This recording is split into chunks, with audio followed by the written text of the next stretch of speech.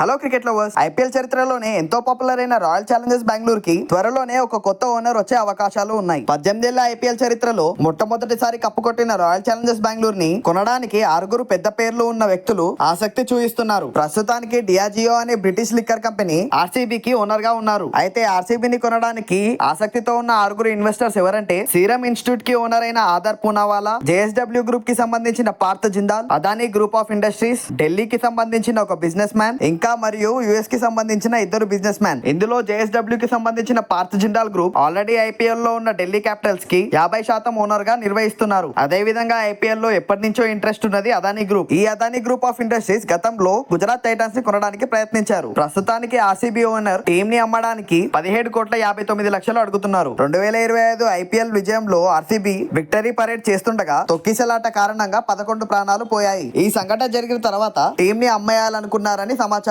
ఇలాంటి మరెన్నో cricket videos కోసం క్రికెట్ కింగ్ ఛానల్ ని సబ్స్క్రైబ్ చేసుకోండి.